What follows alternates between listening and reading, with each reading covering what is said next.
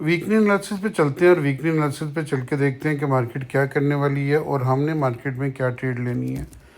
चलते हैं और एक्सनेक्स के चार्ट के ऊपर आपको मैं दिखाता हूँ कि मार्केट इस वक्त क्या करने वाली है और हमने मार्केट में क्या ट्रेड लेनी है।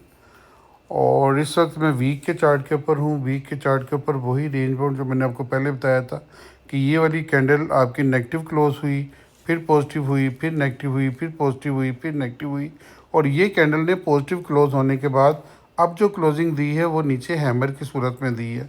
लेकिन हैमर की सूरत में देने के बाद देखिए मार्केट की रेंज अभी वही है जो मैंने आपको पिछली दफ़ा बताई थी कि 3340 का लेवल मार्केट के लिए बहुत इंपॉर्टेंट है।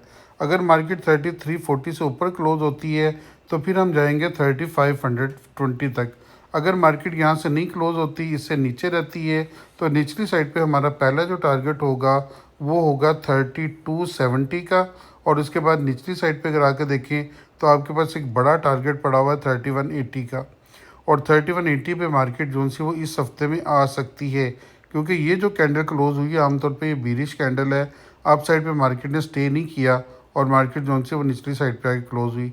तो अगर मार्केट दोबारा ऊपर जाती है 3340 के ऊपर, गोल्ड आपको नज़र आता है, तो यहाँ से सेल की ट्रेड ली जा सकती है और सेल की ट्रेड पर आप दोबारा आप मार्केट को 3190 पे देख सकते हैं। एक्सनेक्स को मैं इसलिए लाइक करता हूँ कि एक्सनेक्स का स्प्रेड जो है वो बहुत कम है और इस वक्त आपको ये मार्केट से तकरीबन 70% डाउन पे जाकर एक अच्छा प्रॉफिट दे रही होती है। तो इसलिए अगर आप एक्सनेक्स पे काम करते हैं तो आपके लिए बेहतरीन एक प्रॉफिटेबल ट्रेड हो सकती है, जिसमें लो प्रॉफिट के साथ, लो कमीशन के साथ आप काम कर सकते हैं।